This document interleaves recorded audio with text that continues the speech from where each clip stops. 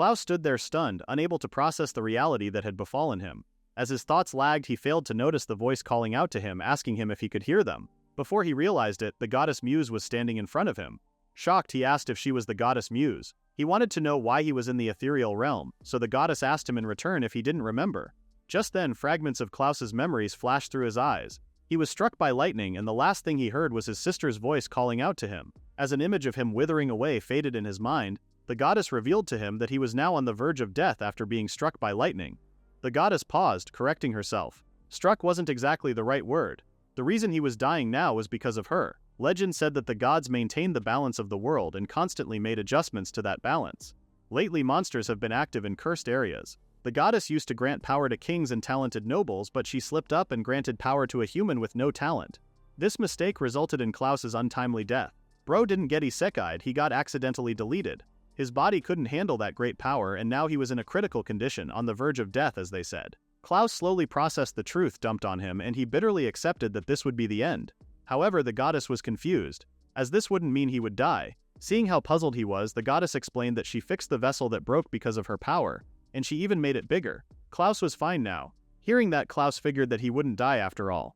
The goddess explained that she didn't want to kill anyone by mistake, but it would take time for her to regain her power. If possible, she hoped Klaus would use this power to help the world even a little. Klaus understood, and he promised to help if there was something he could do. The goddess asked if he really meant it, and she thanked him before he could even reply. Just as she held his hand, he slowly started feeling sleepy. As he drifted away, the goddess told him to listen, and she informed him that when he woke up he would find a skill and that he should use it. When Klaus opened his eyes, he was immediately greeted with a tight hug from his sister. He was in shock seeing his sister crying in front of him. She was relieved and truly scared that he would die. Klaus was at a loss for words, and he could only mutter Celia's name, his sister. His father and mother greeted him as well, and he smiled upon seeing them. His father remarked that he worried them because he was unconscious for a whole week after being struck by lightning. His mother chimed in, adding that when his heart stopped she thought it was over. Klaus tried to make sense of what they were saying, and he finally recalled the incident that led to his near-death experience. He immediately asked Celia if she was okay. With teary eyes, Celia mentioned how he protected her at that moment, which was why she didn't get even a single burn. Klaus smiled, finally understanding what had happened. Celia hugged him tightly, but he awkwardly asked her if she could move a little away from him. Still, Celia kept hugging him, sharing that after she felt relieved she completely lost her strength. Their mother smiled, saying there was nothing to be done. Celia had been worried about him the whole time, so their mother asked if Klaus would let her sleep with him that night.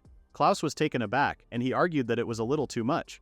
Just then, Celia's eyes started to water, leaving Klaus no choice but to yield. He reminded her that it would just be for one night, which was enough for Celia to say that she loved him. The next morning, Klaus woke up to the feeling of being hot and in pain. As expected, Celia clung to him while she was sleeping. He quickly got up, realizing how strange everything had been. He then remembered the goddess Muse, who had told him something about a skill. He muttered status, and a screen immediately popped up before him. It told him everything he had to know down to his basic information and current stats. To his surprise, he found that his skill was hatching. This was the power granted to him by the goddess Muse. From near death to poultry management. Klaus wanted to try it right away, so he got up to head outdoors. As he left, his mother asked if he was really okay now, and he insisted that he was fine. As he headed out, he guessed that his skill must be connected to eggs, since it was called hatching after all. If he got an egg, he could test that skill. He headed to a poultry farm and bought some eggs there. Then he went to a secluded area. He thought it was good that he was able to get some eggs from the farm, and all that was left now was to actually try it. Before he could begin, he admitted that he was nervous. As he heard from Celia, if someone had a skill, they could use it when they focused on it. Klaus did just that, and he envisioned what he wanted to happen with the egg in his hand. Suddenly, a strong light emitted from the egg, leading him to wonder what was happening. He struggled to hold it up because he felt like something was being pulled out of his body. As the egg slowly hatched, Klaus motivated himself to stay strong for just a little more. Shortly after, the egg cracked some more until it finally hatched. As the chaos died down, Klaus was finally able to breathe. Bro almost passed out for an omelet. The egg had hatched, and now a little chick was staring right back at him. It was alive and well, relieving him because he managed to use the skill. He actually used it, but for him, to hatch 3 chicks like that was quite impractical. Overwhelmed, he lay on the ground, accepting the disappointment. That night, Klaus returned home, not expecting to be this exhausted just from using a skill. As he reached for the door, he wondered if Celia was mad at him now. Just then, he overheard his parents talking inside. They asked Celia if she was sure about what she wanted, then they mentioned how she was so eager to study at the Royal Capital Academy. Klaus was curious as he eavesdropped, and he wondered what they were talking about. Suddenly, Celia yelled back, telling her parents not to make her repeat herself over and over. She decided to stay where she was. Her father replied that she was the living memory of his sister and it was his duty to support her until she became an adult. Her mother asked if that was right, then she mentioned how Celia had the skill magic. Celia cried, telling them to stop. She then mentioned how they borrowed money to buy medicine for her brother's treatment, and she reminded them that enrollment in the Royal Capital Academy also required registration fees. She stuttered, telling them that she didn't want to be a burden on the family. That emotional nuke came out of nowhere. Klaus didn't know. He didn't realize that his father and Celia endured all that hardship for his treatment after he had been struck by lightning. All of them struggled, and yet they never showed even the slightest sign. Klaus smiled, realizing just how lucky he was. His mother washed clothes every day and prepared the meals. His father, who, even after coming home tired from work, still taught him how to swing a sword. His little sister was also always by his side, and she took care of him. Going to the capital was Celia's dream. Knowing that, Klaus decided that he must do something for her. He decided not to enter the house right away, and instead he headed to their storage area. As he entered, he thought to himself that if he took a normal job he wouldn't save enough for the registration fee. Just then he saw armor, which was exactly what he needed to make a large sum quickly. Shortly after, he headed to the Adventurers Guild where he was greeted by the staff. She asked if he wished to register as an adventurer, and Klaus said yes. With that, the staff asked him to fill out a form. At the Adventurers Guild, one could earn large sums depending on their achievements. He heard his father was also an active adventurer in his youth, and luckily some of his old equipment was still at home. Just then, Klaus told the staff that he was finished with the form. As the staff read it, she asked if he was a fighter, and he confirmed it. Since he had been training in swordsmanship since he was young, and even from his status, fighter was the most suitable class. The staff mentioned that if he were alone, then only permanent quests were available, like hunting goblins or gathering herbs. Klaus had no problems with those, so the staff went ahead to explain the guild rules to him. First was the Adventurers Guild, where members were divided into 8 ranks. These ranks matched the symbols that appeared in their status, and the letter that appeared in their status was the same as their adventurer rank. Klaus asked if this meant he was rank E, and the staff replied that it seemed so. The available quests differed depending on the rank, but even permanent quests were enough this time. If Klaus kept completing quests, he would save up a good amount, so he should give it his all.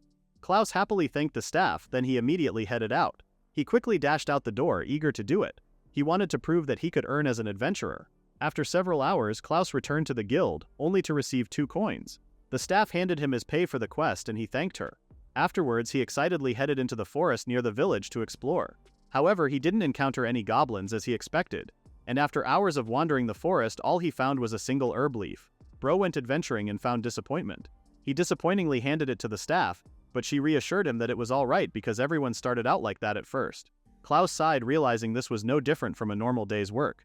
Just then, a buff guy swung his arm over Klaus's shoulder, calling him a rookie and asking how it was going. When he saw that Klaus only brought a single herb leaf, he burst out in laughter. The staff told the guy to stop picking on the newbie, so he apologized but kept laughing.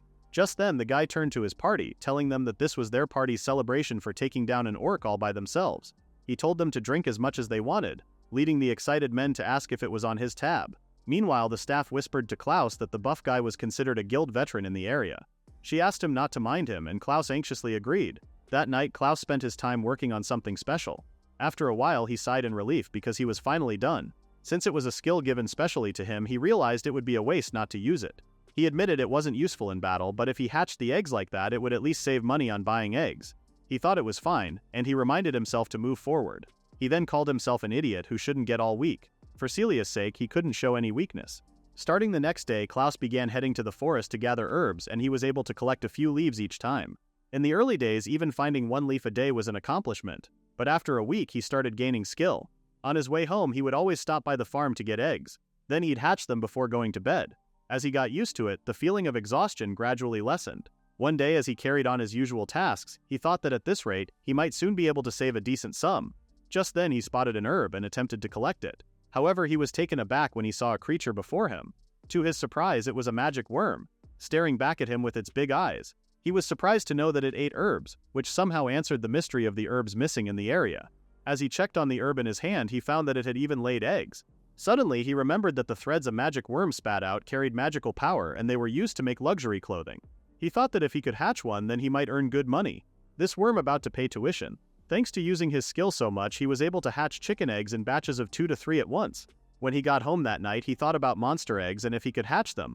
Now that he had the magic worm's egg, he finally had the chance to test it.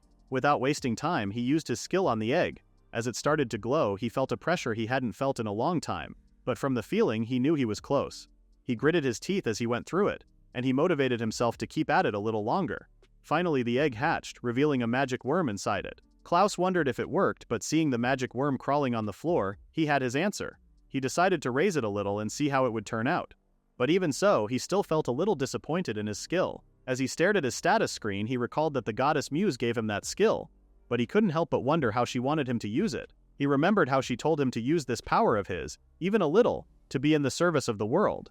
Klaus sighed, whining that if only he had enough power to defeat an orc on his own. Suddenly, the magic worm bumped into his hand, and it stared at him as if it were trying to cheer him up. Just then, Klaus's eyes lit up, as he had finally decided on something. From that day on, the worm's name would be Purple. This is now his emotional support worm. Suddenly, the status screen appeared, informing him that he had acquired a magic boost and had established a contract with a monster subordinate. Klaus was surprised, and he wondered what had just happened. It was like the voice from the status screen echoed directly in his head. Just then, he looked at his status screen and he saw that there were new additions to it. He had an add-on magic boost and the worm was the source. Klaus couldn't believe that his status had changed, and he now wondered what exactly this skill was. Somewhere in the forest, Klaus fought his way through a horde of goblins. 2 weeks had passed since Purple was named. Finally, Klaus aimed his weapon at the goblin before him, which also happened to be the last one. Finally, Boborin had been defeated. To this day, Klaus continued to be an adventurer. After accomplishing his quest, he lay on the grass beneath him, relieved that it was over. He now had 3 silver coins. Just then, Purple crawled toward him, and he commended the worm for doing a great job. Purple did emotional support work. They were making good progress. 2 weeks had passed since then, and Klaus gradually understood the mysterious skill of hatching. First was the monster subjugation contract, a power that literally allowed him to subdue monsters. Since hatching a chick didn't do anything, he realized that the monster subjugation contract required that the creature must be an actual monster, and that it was given a name after hatching. Klaus guessed those were the basic conditions. Just then, Purple crawled away, leading Klaus to ask if he had found something. There was also something else. Since Purple was named, he had been able to vaguely sense his will. It seemed the magic worm had the ability to locate herbs, and lately it had been seriously leading the way for them like that. Now that Klaus thought about it, it was definitely thanks to the magic boost small skill of that creature's power. Ever since then, he stopped getting so tired when using hatching. He guessed that maybe if he tamed the monster he hatched, he would be granted a portion of its power. Just then, Klaus followed Purple, and to his luck he found a field filled with herbs he could sell. To his joy, it was a big haul that day. From broke to moderately less broke. Later that day, he returned to the guild to collect his earnings. The staff thanked him for waiting, then she gave him his reward for the job. It was way more than his usual earnings, and he thanked the staff for it. The staff remarked that the amount of herbs he collected was amazing. He had only been an adventurer for a month, and yet he gathered that much. To her, talent like that was usually rare. Even among seasoned adventurers, not many could do that. Klaus felt embarrassed, saying that he still had a long way to go. In reality, he knew it was almost entirely because of Purple. Justice for Purple. The staff laughed, telling him not to be too humble. Just then, the accomplished adventurer who bullied Klaus caught a glimpse of his earnings, and he could barely believe it. The staff saw his reaction, so she playfully told him not to mock Klaus just because he was a beginner. The adventurer was caught off guard, and he was baffled by her comment. As the tension rose, Klaus wondered what was going on.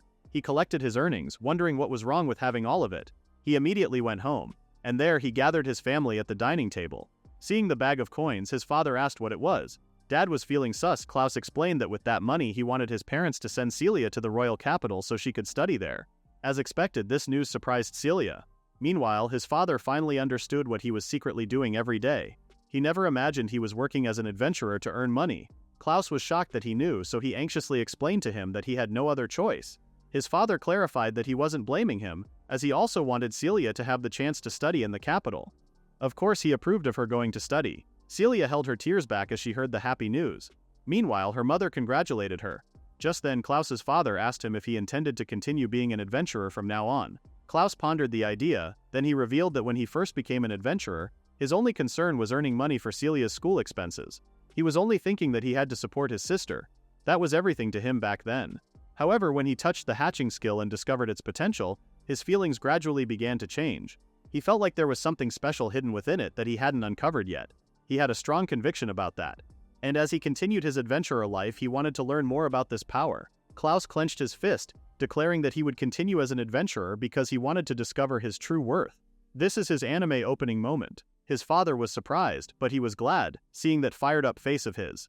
In that case, he wanted Klaus to prepare to go to the capital as well. Seeing how puzzled he was, his father explained that if he intended to continue being an adventurer, then there would be one condition: he must go to the capital together with Celia. Now Klaus and Celia had finally left their hometown and set out on a journey toward the capital. And just like that, the tutorial village got abandoned.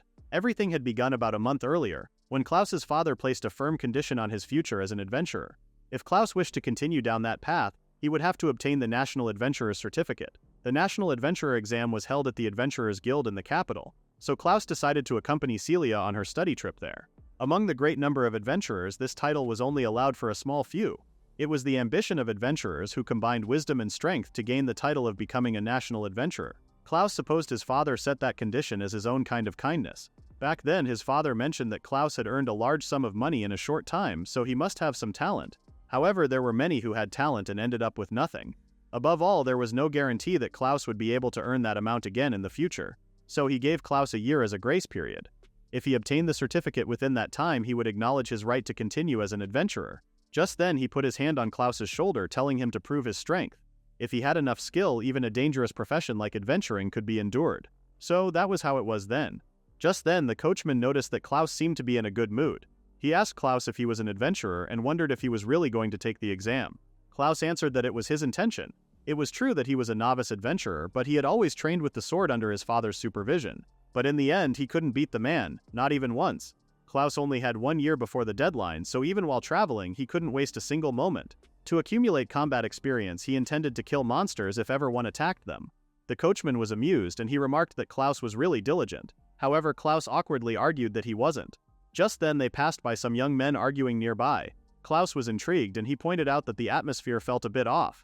The coachman thought about it and guessed that something must have happened. Suddenly, something attacked the men, making them shout in horror. Klaus heard unusual animalistic sounds, and not soon after, he made sense of everything. It was a monster attack. The commotion woke Celia up, so she groggily called out to Klaus. However, he didn't stay long and opted to step out for a bit. One of the men told the others to surround the monster and not let it get close to the carriage. Just then, Klaus asked if it was an attack, which led one of the men to identify him. One of the men confirmed that it was indeed an attack, and they were about to face a troll. As the troll prepared to attack, Klaus noticed how massive its body was. Suddenly, one of the men warned the others that the troll's club strikes were extremely powerful, so they must fight cautiously. The club alone had aura. One of the men asked Klaus if he would back down from participating, but he said no, he wanted to join the fight. With the agreement set, the man told Klaus to go with him. He would block the troll's body, and Klaus urgently said yes. The man then announced that he would take the troll's right side, while Klaus distracted it from the left. Klaus immediately attacked from the left side, and he gritted his teeth as he hyped himself up. But to his shock, the troll locked its eyes on him, catching him off guard. The club alone had aura. The troll slammed its massive club, but Klaus narrowly dodged the attack. Though he survived the encounter, the sheer force and debris slightly injured him. The moment the troll spotted an opening, it attacked right away. Contrary to its slow appearance, it moved quickly. On top of that, Klaus couldn't deny the overwhelming pressure. It was completely different from fighting goblins. Suddenly, Klaus caught himself staring at his status screen, wondering what he should do. He was surprised to see that he had been rewarded with an S-rank item, the Phoenix Egg. According to Celia, the troll was classified among C-rank monsters. When fighting, one should not be deceived by its sluggish appearance. The club it swung with its steel-like arms was said to be able to shatter even the strongest armor that knights carried with ease. If one had underestimated it, they would not have made it out alive. Klaus recalled her words as he fought the troll with the other young men. The thing he had to beware of when fighting a troll was its club attack. If that hit him, then it would have been over. That club is a delete button. However, there was a way to beat the monster. When it attacked, its weaponless left side would be full of openings. Klaus made sure to take advantage of that knowledge, and without a doubt he managed to inflict damage on the troll. The monster screamed in agony, which caught one of the men's attention. He commended Klaus for a job well done and remarked that he had real talent. Meanwhile, Klaus managed to have a safe landing from his previous attack. His gaze was serious, and he told himself that he could do it. However, before he could even think, a massive tree trunk came hurtling toward him. Troll said catch. He was quick enough to dodge it, but barely. As the tree trunk shattered to smithereens, he looked back at the troll who fired the attack. Klaus was disappointed in himself for being careless. If that blow had hit him directly, he would have been dead. Just then, the troll leaped into the air, eager to land a punch. At that moment, Klaus recalled his father's advice. He must never face the attacks of giant monsters head-on. Instead, he must absorb the blow, evade it, and etch it into his body as instinct. Klaus's eyes lit up when he remembered this. He told himself to focus and went on to implement everything his father had taught him. He evaded the troll's attack and went for its arm, slashing it when it attempted to throw a punch. Before the troll made sense of anything, it realized that it wasn't even able to inflict damage on Klaus. Klaus knew he couldn't stop there, so he continued to unleash a barrage of attacks. This was personal now. As he was fully absorbed in the fight, he didn't notice the men staring at him in awe. Finally, the troll succumbed to its injuries and crashed into the hard ground. Klaus tried to catch his breath while one of the men commended him for a job well done. He then told Klaus to take a break and leave the rest to him. Just then Klaus noticed that his hand was starting to hurt, which meant that he was at his limit. Until he could defeat one of those trolls on his own, he wondered how much training he would need. And so, despite a few incidents, the journey continued smoothly. Finally, they reached the capital, Belelladana. They had safely arrived at their destination, and now their future awaited them. After they entered the city gates, the man from earlier parted ways with Klaus. Their work ended there, but if Klaus didn't pass the exam, he wanted him to join their party. They would welcome him with open arms. Klaus awkwardly smiled, telling the man that he would think about it. Along the way, they were attacked by monsters several times, and Klaus joined the fight each time. It seemed like the party had grown quite fond of him, even though he was just moving according to instructions. Klaus felt a bit sorry for them. Just then Celia told Klaus that she was now going to the school she'd be enrolling in. She then asked if he would be heading straight to the Adventurers Guild, and he confirmed that was the plan. He only had a year's time. Celia knew that he would be busy, but she still asked if they could meet at least once a week. This surprised Klaus, so he told her that he couldn't promise anything for sure. He gave her a pat on the head and reassured her that she could call for him whenever she was feeling down. He promised to rush to her from anywhere, which touched Celia's heart. With that settled, Celia and Klaus parted ways. When he was finally alone, Klaus looked for the Adventurers Guild. He went on to wander through the capital, but he soon noticed that he didn't even know where to go. He felt like he had just passed by the same path a moment ago, and the buildings even looked familiar. Strong in combat, weak in navigation. Suddenly, a concerned civilian called out to Klaus and asked if something was wrong. It was a demi-human girl, part cat and part human. With a worried expression, she mentioned that he looked like he was in trouble, and she asked if he was all right. After being acquainted with each other, Klaus learned that the girl's name was Carol. However, Carol was too busy eating her snack, and she only looked at him. She looked at him like, "You can wait, this slaps." Just then Klaus thanked her for showing him the way, and he shared that this was his first time visiting the capital. Carol thought it was fine since she had business at the Adventurers Guild too.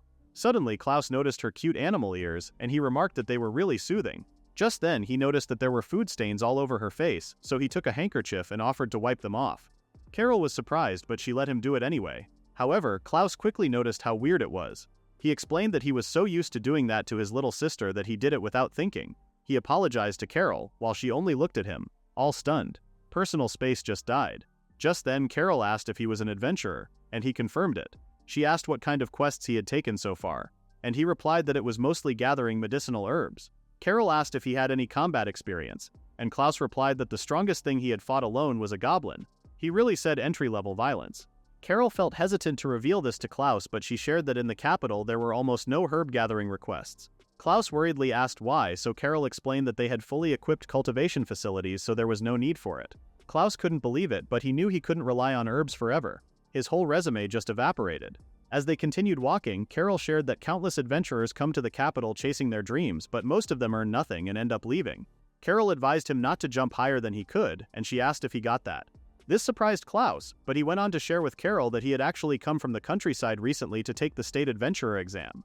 Carol asked if he wanted to become a state adventurer, and he confirmed it. He asked if she knew anything about it, but she said she only knew a little. She wanted to know what Klaus's reason was, but she revealed to him that it wasn't easy at all. Only 1 in 1,000 passed, and he would be competing against people coming from all over the country. He had to clear everything within a limited time, not to mention the number of candidates who died from the strain.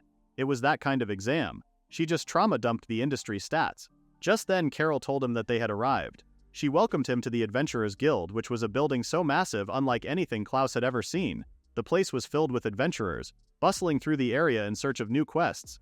Just then, one of the adventurers spotted Lady Carol, and they wondered who her companion was. Klaus wondered what was going on, since everyone was staring at Carol differently. Just then, Carol muttered his name, which somehow triggered a memory he had from the past. Celia had once shared with him that anyone who earned the title of State Adventurer was granted a special emblem. Its shining golden design made anyone who saw it look at it with admiration. Klaus saw that very emblem on Carol's chest, and he found it to be amazing and pretty. That reveal hit harder than a boss intro. Just then Carol told him to do his best. Once he became a state adventurer, she wanted to work with him.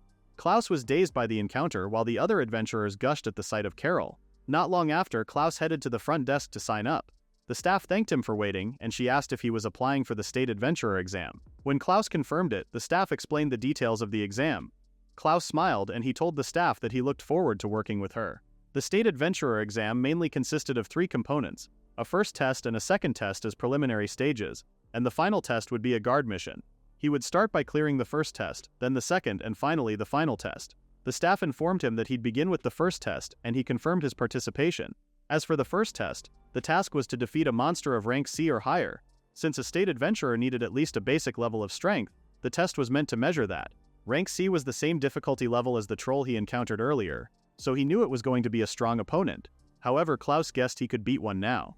Just then the staff handed him a card, prompting him to ask what it was. Once he registered the defeat of a rank C monster on the card, he must submit it, and he would be allowed to proceed to the second test. It was a magic card that state adventurers carried as well, and it automatically recorded monster eliminations. Each test attempt would last for 3 months, and if Klaus didn't complete the task within that period, he would have to start over from scratch, so he had to be aware of that. After listening to the orientation, Klaus thanked the staff, and she told him to take care. Klaus held the card with determination, and he wanted to at least give it a try. However, he suddenly realized that he had to do something before that. He needed to stop by that place first. The Tamers Guild was an organization founded by those who could communicate with monsters. It managed monsters and conducted research on their habitats. It was created for tamers. One day, Klaus went to the guild to register his monster.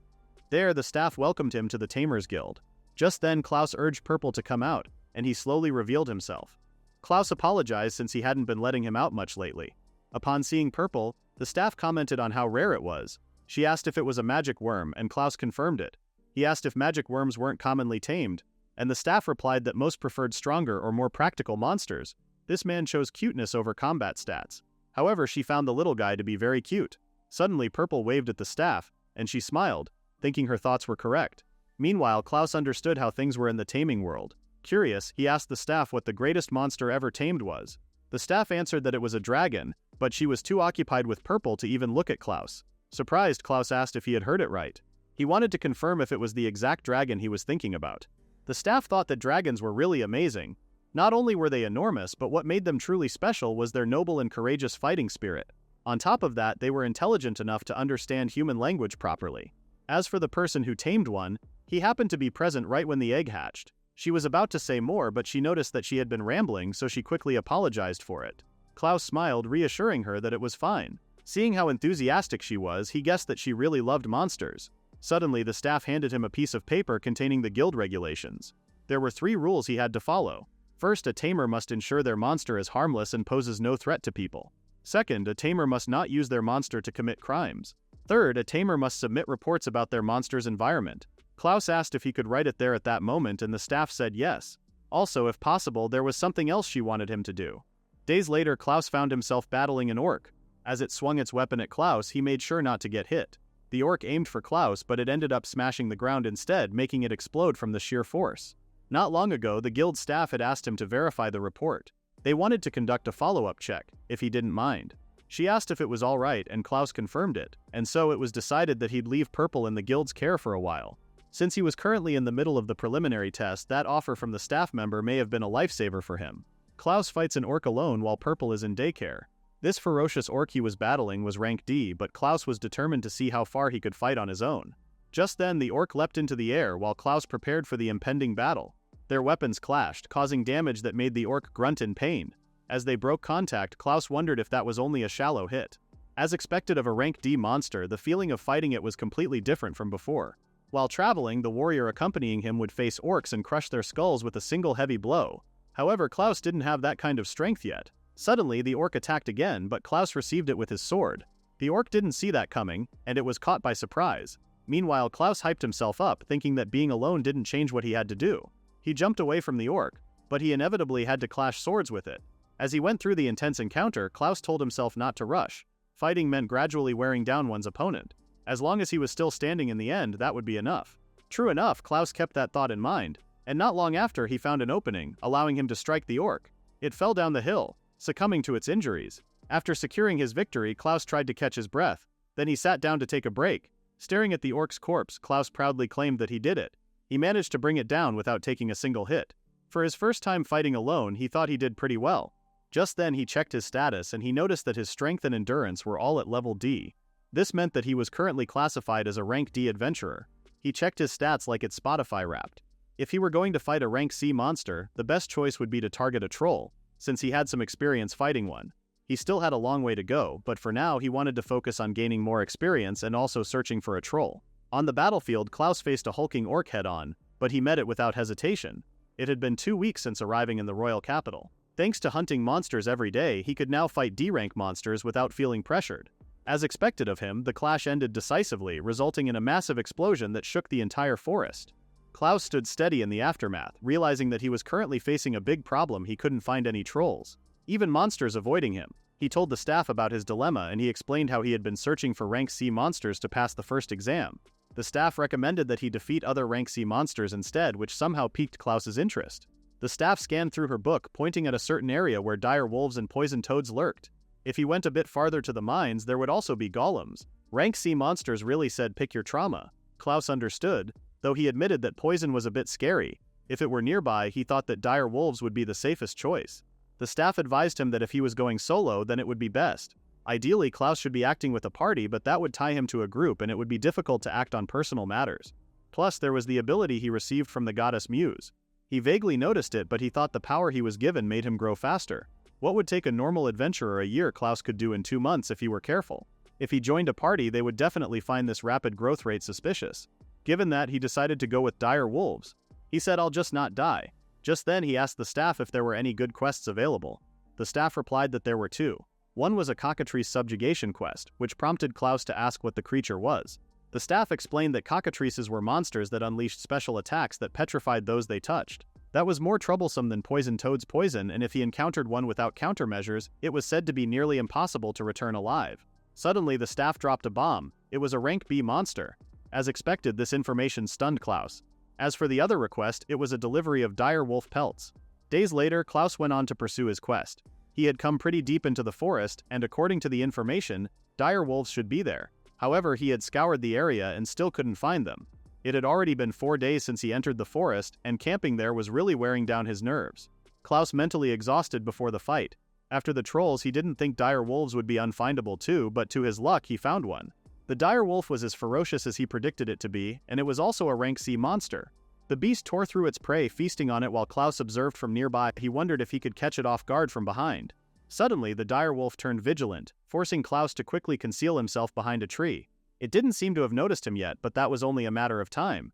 Knowing that, he figured he should strike first. Just then, Klaus charged forward, but to his surprise, the dire wolf was 2 steps ahead. It leapt into the air, wanting to pounce on him.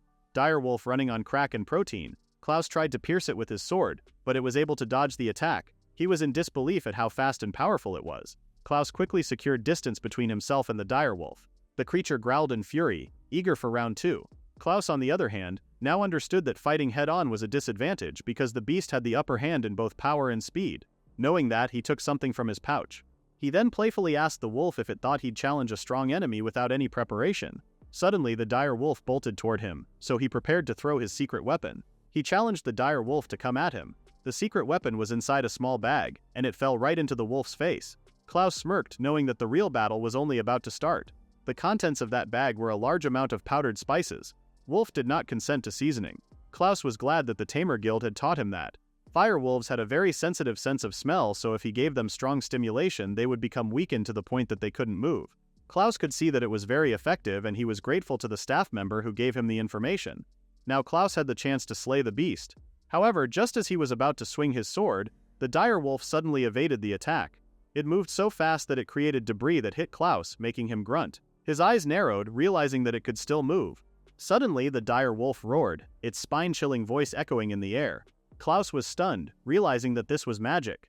The dire wolf's magical roar was so strong that it swept the whole area clean, uprooting nearby trees and plants. Klaus gritted his teeth as he anticipated the blow, but his eyes widened when he noticed some trees being uprooted from the ground. Tree trunks and other debris flew all over the area, forcing him to put in more effort not to be blown away. Even when weakened that much, the dire wolf's power was unlike anything Klaus had witnessed. Bro's breathing so hard he's eco-terroring the woods. If he had challenged it without any plan, the one who would have lost would have been him. Right after the chaos died down, Klaus took the opportunity to attack the dire wolf while it was exhausted. He charged forward with his sword, successfully piercing the beast. It roared in pain but shortly met its inevitable end.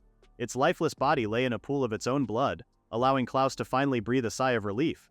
That was a tough enemy, and the strongest one he had faced so far. After all, it was a rank C monster. Just then, the card given to him by the Adventurers Guild made a beeping sound. When he took it out of his pouch, he found a notification informing him that a C-rank monster, the dire wolf, had been defeated. Upon returning to the Adventurers Guild, the staff immediately congratulated Klaus. They had just confirmed that he passed the first exam. The staff was very glad that he achieved it safely. Finally, she gave him the reward for the pelt delivery quest. Next was the second exam, but before that, the staff needed to hold on to his magic tool for a moment.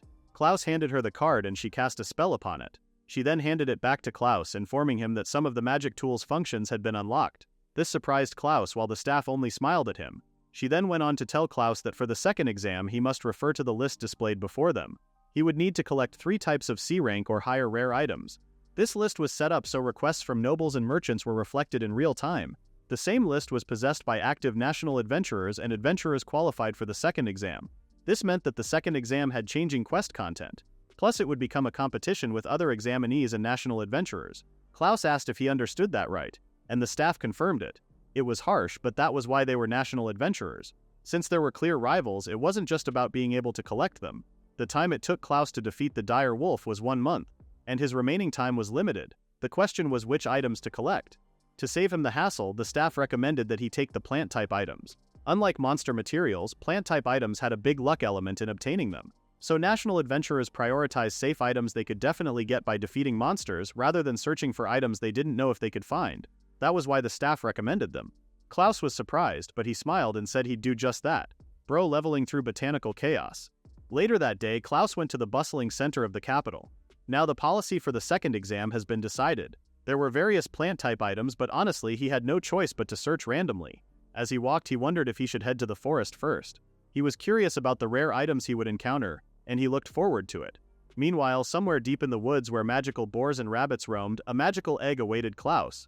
Not long after completing the first exam, Klaus was finally reunited with Purple, who had gotten quite big.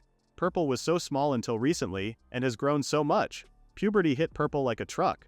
Overwhelmed by his cuteness, Klaus hugged Purple, excited that he would get even bigger. Right at that moment, they were in the forest to collect C rank or higher rare items, which was the condition for passing the second exam. 2 months remained, and time was limited.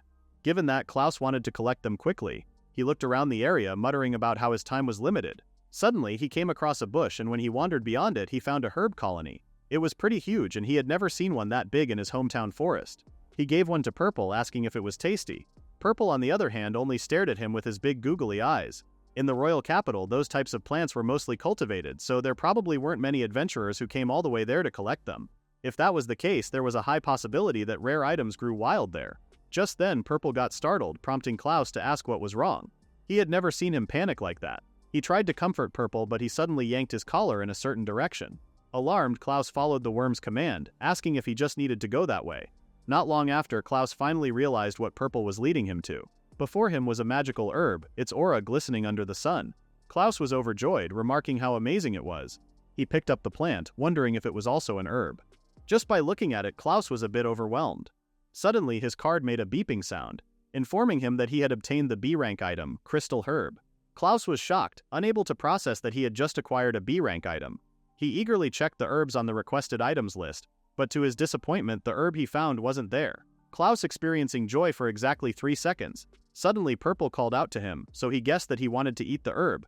Klaus thought it was fine since Purple was the one who found it after all. Without wasting a second, Purple happily ate the herb. This amused Klaus, and he asked if it was really that delicious. After eating the herb, something magical happened to Purple. Somehow he looked like he was shining. Just then, Klaus heard something buzzing nearby. To his horror, it was a group of Paralyze bees, and they were flying toward him in Purple. Paralyze bees had an extremely strong sense of camaraderie among their own kind. The high-quality honey from their nests was prized as a luxury ingredient, but they were monsters with powerful poisonous stingers that paralyzed those they stung. The difficulty of obtaining it was high, and it rarely circulated in the market. Klaus was vigilant, knowing that a troublesome one had appeared.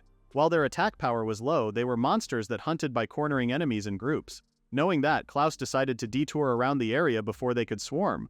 Then, out of nowhere, he felt something explode on his shoulder. When he looked to see what it was, he found that Purple was devouring one of the paralyzed bees. Purple just violated the food chain. Klaus was in shock, seeing how unbothered Purple was after eating the bee. Suddenly Purple spat the paralyzed bee's body out of his mouth and it fell on the ground lifeless. Klaus was a bit scared and he asked if Purple was going to eat him next. Just then he spotted another group of paralyzed bees flying toward them. Klaus cursed under his breath, seeing that they were coming again. In no time the entire sky above them was covered in paralyzed bees, who all wanted to avenge their fallen comrades. Seeing the dilemma before him, Klaus worriedly wondered what those numbers were. Suddenly he guessed that they were angry because Purple ate their companion. With this many, there must be a nest nearby. Klaus had to avoid the nest and escape or he would be prey to their poison stingers. Unboundedly, those numbers were bad.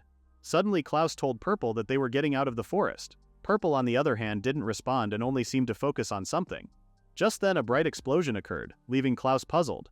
To his surprise it was caused by Purple, who seemed determined to fight the paralyzed bees himself. As the paralyzed bees flew toward them, Klaus noticed that Purple was glowing. All of this made him wonder what was happening, because something like this had never happened before. Just then Purple launched himself forward in a sudden burst of motion, leaving Klaus surprised. In the next instant, energy erupted from his mouth, ripping through the air ahead of him like a living projectile. That worm just became a ballistic missile. The force warped the air around it, leaving jagged trails that reflected his power. The blast slammed into the environment with brutal precision. Trees cracked and splintered on impact, their trunks folding under the pressure as debris exploded outward. As Klaus witnessed all of this, he was left with his mouth hanging wide open. He was even more shocked when he finally found the paralyzed bee's nest exposed in the open. At that moment he realized that Purple had sensed it and headed there. However, despite finding the nest, he still had a problem. The furious paralyzed bees. They were really angry now. Paralyzed bee nests sold for a high price and he wanted to secure it, but it couldn't be helped. He had no choice but to retreat for now. However, Purple didn't agree with the plan and he went ahead and leapt out of Klaus's arm. Without wasting a second, he fired an attack at the paralyzed bees, blowing them up into pieces. Klaus was shocked, realizing that Purple's attack sniped the bees. With this, they might be able to escape the forest safely. He commended Purple for the job well done, then urged him to retreat while they still could. However, Purple didn't listen, as he was too indulged in defeating the bees. Just then he released an attack so powerful that it tore the forest apart. Klaus struggled to stay on his feet while trees, nearby plants, and the bees were blown away by the sheer force. The tree containing the bee's nest also succumbed to Purple's power. The massive nest fell before Klaus, rendering him speechless. As Purple celebrated himself, Klaus admitted that he really was an amazing guy. And so Klaus went on to collect the honey from the nest. A lot happened, but he got the honey too, so he called it good. Honey secured via war crimes. He then turned to Purple, apologizing for keeping him waiting.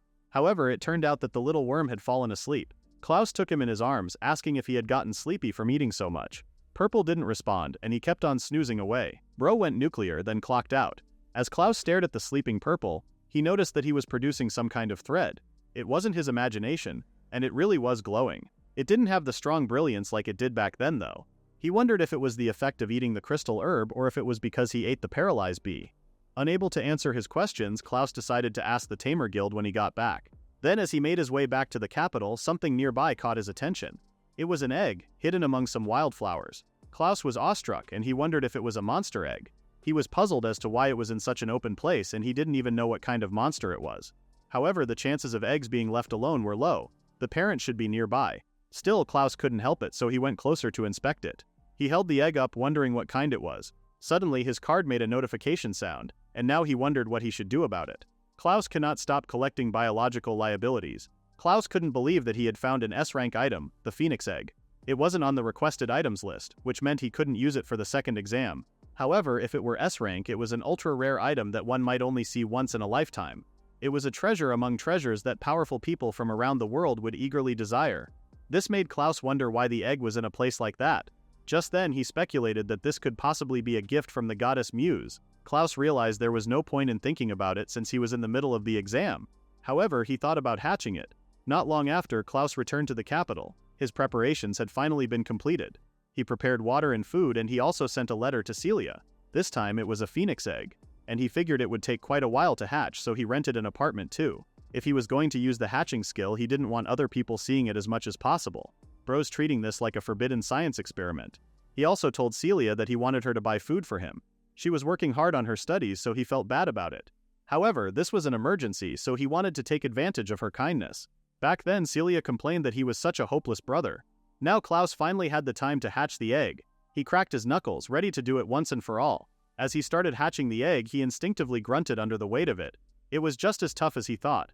He felt an intense exhaustion since it was an S-rank item. He knew it wouldn't compare to the magic worm, but now, it was starting to get hot. If it came to this, it would be a battle of endurance. Later on, Celia arrived at his apartment, knocking on his door with the food he had requested from her. Celia called out to him and he was relieved that she had come. However, to Celia's shock, her brother looked like he'd seen better days. Worried, she exclaimed that he looked extremely tired.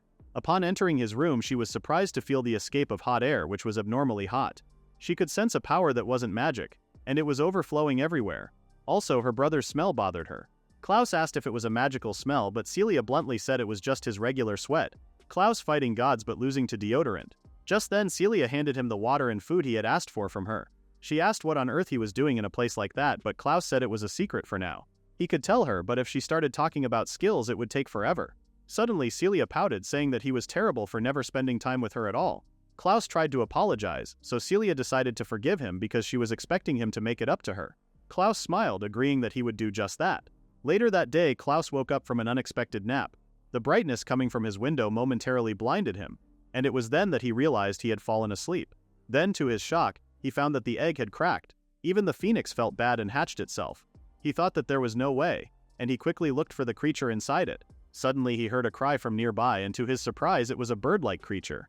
Klaus's face lit up, seeing the little bird running around the room. Suddenly the little bird jumped into his arms, and he identified it as a phoenix.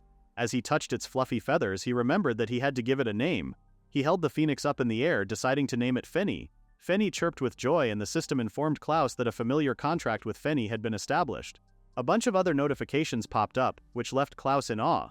They increased quite a bit all at once. Strength, agility, magic, and spirit went up 1 rank. Stamina went up 2 ranks as well. He checked the buff section and saw that it had various additions too. Klaus stared at the screen, wondering if he could use it. Just then he used purifying flames, and his whole body emitted fire. It had such a gentle color and it felt somehow comforting. For some reason his body also felt refreshed. Just then his eyes landed on the bags of trash left in the corner. He held out his hand, using his fire powers to disintegrate them. To his surprise, only the dirt disappeared, which meant that the flames only targeted impurities. Klaus just invented magical recycling. He thought it was amazing, as he had never heard of an ability like that. He wondered about the other abilities and he checked which ones he could use at that moment. He intensified his flame powers, but he didn't feel any heat at all. He had just used Fire Resistance Extreme and he thought it was amazing. He could expect great things from other combat skills too. This made him wonder just how much he had evolved, and he wanted to test them out soon. After successfully hatching the phoenix egg, Klaus finally allowed himself to go outside. As he frolicked down a field, he enjoyed the outside air, which felt so fresh given how long he had stayed indoors. After hatching the phoenix egg, they were now heading to a certain mine a few days' walk from the royal capital. The objective was the C-rank item Scarlet Diamond Ore that was on the collection request list. 1 month remained until the second exam would end, which was a tight schedule for Klaus, but as long as there was still a possibility of success, he couldn't afford to stop. However, he couldn't help but wonder if it was the effect of the newly acquired Auto HP medium, which allowed him to run the whole time and not feel tired at all. The benefits of skills really were incredible. At this rate, he could reach the mine in 1 day. However, Klaus soon realized that his good day would be cut short because a bunch of trolls were now chasing after him. Klaus manifested violence by thinking peacefully. When he turned around to look, he was met with an attack. Luckily, he was able to evade it before he could get hit. Klaus was alarmed, realizing he was facing a troll, a C-rank monster. This made him whine because it never showed up when he was looking for it. But it appeared now. Still, Klaus thought it was perfect for testing his skills. He was eager to take it down along with Fenny. Just then, Klaus charged forward with remarkable speed, shocking the troll. He moved forward with his sword in hand, successfully injuring the troll before him. His body moved better than before, and he believed it was a benefit of the status increase. Still, he knew he didn't have enough strength to attack 3 trolls at full power.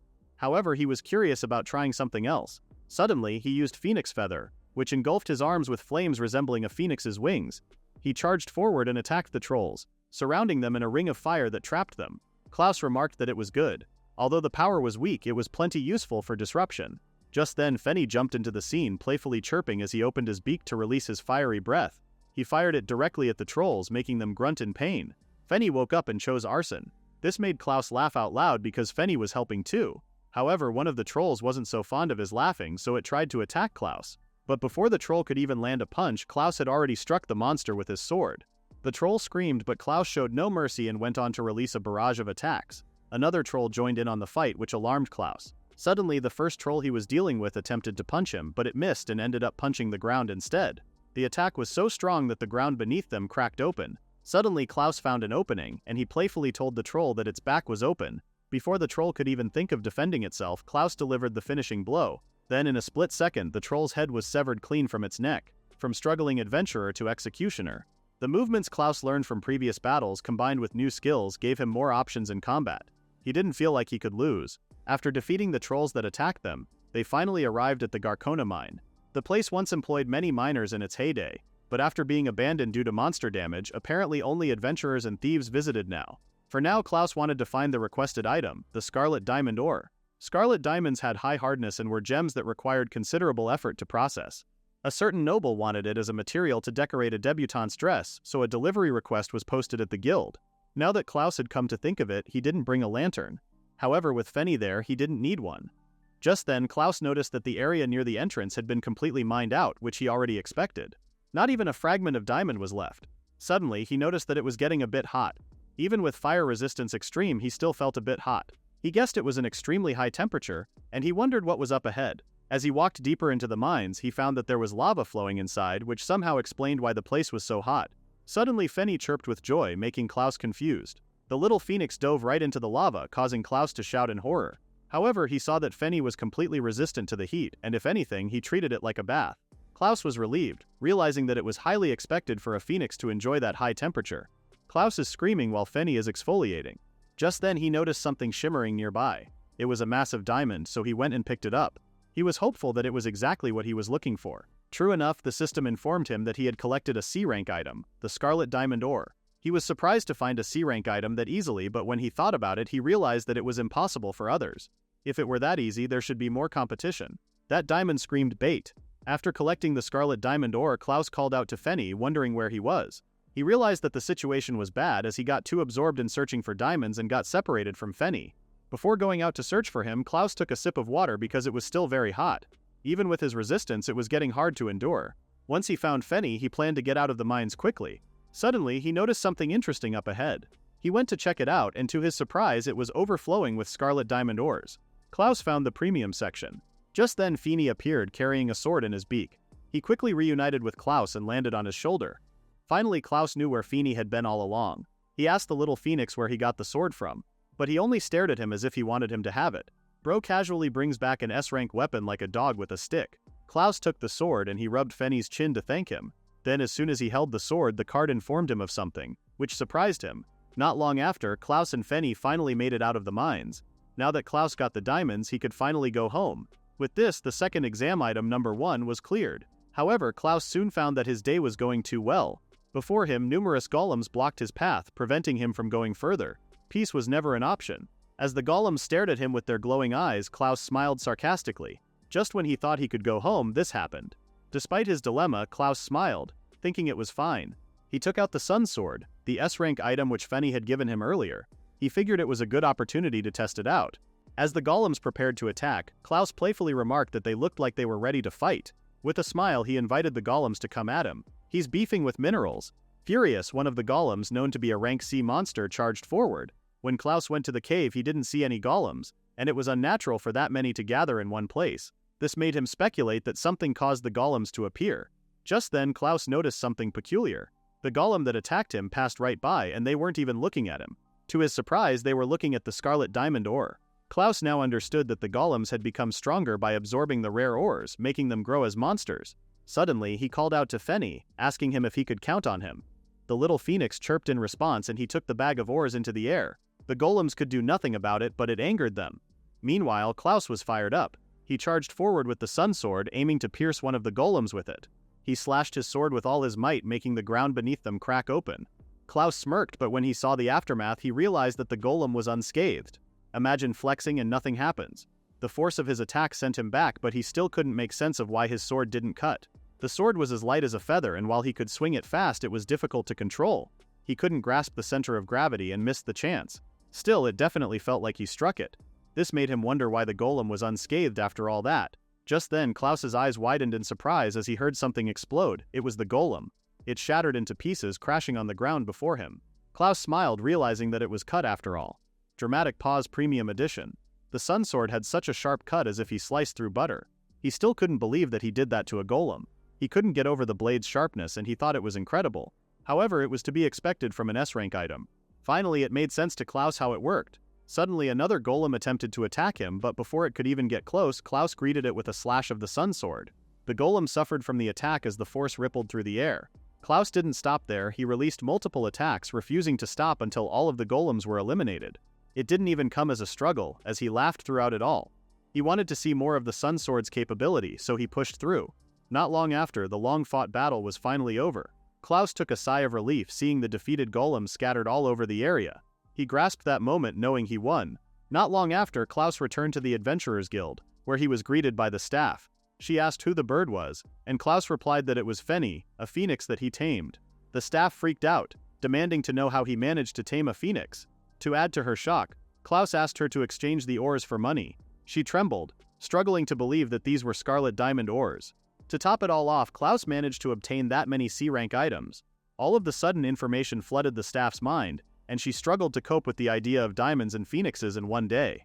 With her mind still buffering, the staff took the ores, and she asked Klaus to wait a moment. Her brain blue-screened.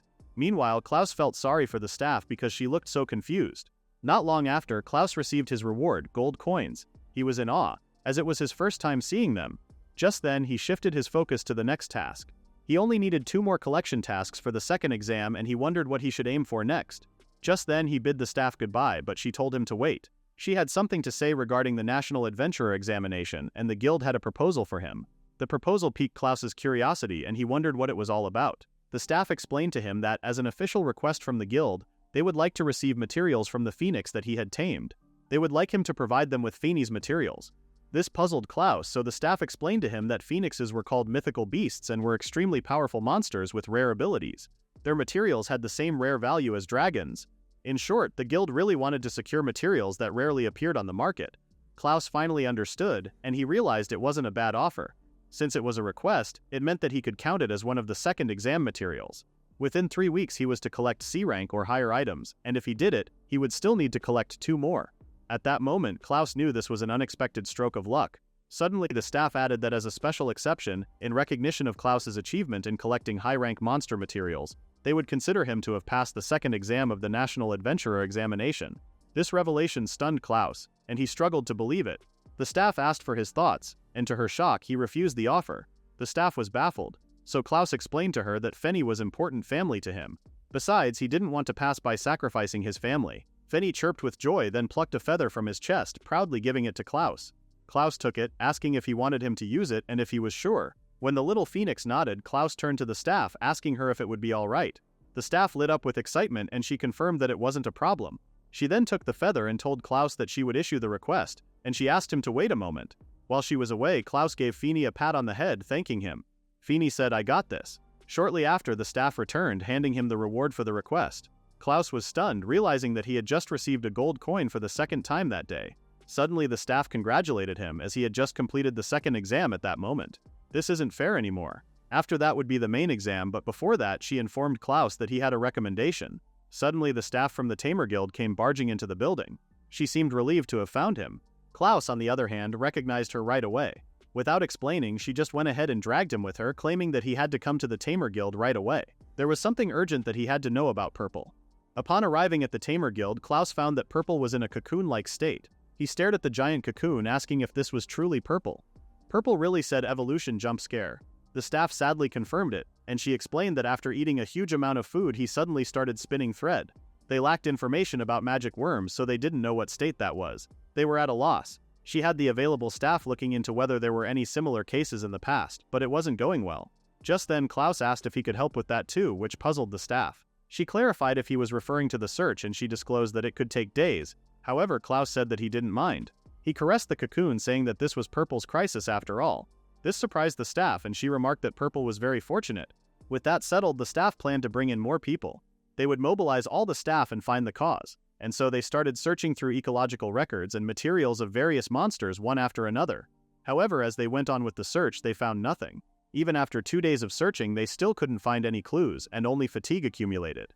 Everyone was at their limit, and Klaus knew they had to rest. This is unpaid overtime. Just when Klaus was on the verge of quitting, Fenny flew into the air, releasing something as he flapped his wings. The staff tried to make out what it was, and to their surprise, they were sparks. This was a bad situation, so they hurriedly tried to protect the materials. Suddenly, One of the staff members noticed that the flames weren't hot and the materials weren't burning either. Rather, it felt good. The staff were dazed by how great it made them feel, and they collectively sat together to feel the sparks from Fenny. The staff from the Tamer Guild frantically asked Klaus what this was, so he explained that it was the Phoenix's unique skill, purifying flames. It was a skill that purified impurities inside and outside the body. Fenny, in his own way, wanted to be helpful to everyone. This bird really opened a spa. One of the staff exclaimed that it was amazing, and he even noticed that the dirt was evaporating. Their sweat was gone, and they felt refreshed. Even the stains on the desks were disappearing as well. The staff from the Tamer Guild was so impressed that she strongly exclaimed that it was incredible. Meanwhile, Klaus noticed something about Purple. Just then, Purple emitted a strong, blinding light that made everyone question what was happening. The staff said that Purple was glowing and that something was happening to him. Then, to their surprise, Purple emerged from the cocoon, donning his brand new wings. What a diva! Klaus stared at the winged creature before him, asking if it was Purple. Suddenly, Purple emitted a strong surge of power, making everyone struggle to keep themselves standing. Just then, the system informed Klaus that a familiar contract with Purple had been re-established. He had acquired magic increase, magic control, wind magic, and wind resistance. Klaus stared at the screen and he couldn't believe what he was seeing. Apparently, this winged creature was definitely purple. The staff guessed it evolved, which she hadn't expected from a magic worm. It seemed that the species was a rainbow butterfly, which instantly stunned everyone. This was the same rainbow butterfly that was classified as a rank A monster. The staff quickly scanned her book, confirming that Purple was a super rare monster with powerful magic resistance. It was said to mainly inhabit only the Great Tree Sea and fairy forests, but much about it was still unknown. As the staff and her members tried to process this information, Klaus proudly proclaimed how amazing Purple was.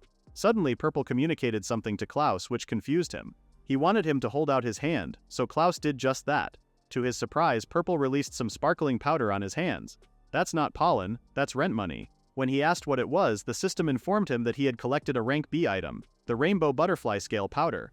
The staff beamed with curiosity and she asked what it was. Klaus chuckled at her reaction, but before he could answer, a man walked into the vicinity asking what was going on. Worried, the man claimed that he heard the most unladylike shriek. After that, the man invited Klaus to his office, and he formally introduced himself as Rebrandt, the Tamer Guildmaster. He told Klaus he was pleased to meet him, and Klaus responded by introducing himself as well. As the staff spoke to Rebrandt, Klaus realized that this person was the top of the Tamer Guild. After reading the report given to him by the staff, Rebrandt learned that Purple suddenly evolved without any warning. However, he wondered how that was possible. Klaus explained that he once gave Purple crystal herb as food, which baffled the staff and Rebrandt. The staff was so shocked that she wondered why he would do such a thing. To make it worse, he also shared that Purple also ate Paralyze bees before Klaus be feeding pets like he's speedrunning evolution. Hearing all that, Rebrandt realized that to evolve into a rainbow butterfly, one needed to tame a magic worm and feed it crystal herb. The creature must also defeat monsters to make itself stronger. It might also need to be bathed in purifying flames. Rebrandt remarked that this wasn't very realistic, and they couldn't carelessly release this information. If there were mistakes, it would be a disaster. For now, he wanted to leave the case as cause unknown, to which the staff agreed. Purple is now a state secret. As they continued the meeting with a cup of tea, Rebrandt moved on to the next matter. Klaus guessed it was about the rainbow butterfly scale powder, and he asked if it was really that amazing. The staff explained that the scale powder was treasured as a catalyst for expensive magic tools, and it was an ultra-rare item. She heard that recovery items like potions could double their effects when passed through the scale powder. When making weapons and armor by mixing metal, one could create magic swords with high magic conductivity. One could even make armor with excellent magic resistance. It was a coveted material for craftsmen. After hearing all this, Klaus was convinced that it was truly amazing. Just then, Rebrandt gave Klaus a proposal. He mentioned the phoenix feather and the rainbow butterfly scale powder, and he asked if he was interested in consigning the sale of the items to the guild. Klaus seemed confused, so Rebrandt explained that the Tamer Guild also purchased monster materials, of course within limits that didn't burden the familiars. He reassured Klaus that they took proper care. Some monsters drop valuable materials, but there were unscrupulous people who tried to get close to adventurers and buy expensive materials cheaply. So by having the guild mediate, they could avoid such troubles and let Klaus focus on his adventuring work. That was the whole idea of consigning. Klaus pondered the offer, knowing that he had no particular reason to refuse. The guild would profit too, but this proposal had plenty of merit for him as well. Capitalism has entered the chat. Finally, he decided to agree to the proposal, and he shook Rebrandt's hand to seal the deal. As long as it was just what was naturally obtained, he didn't really mind. After that, Rebrandt asked Klaus if he was currently taking the National Adventure exam, and the young man confirmed it. Rebrandt asked if he had a recommender yet, and he nominated himself. He wanted to support an excellent tamer. Klaus seemed to have no idea what that was, so Rebrandt asked if he knew that in order to proceed to the main exam he needed a recommendation from 3 upper-class citizens. This revelation shocked Klaus and he seemed stunned to hear it. Rebrandt thought there was no way that he just found out about it, but Klaus's horrified look explained everything. Rebrandt's questioning Klaus's survival skills.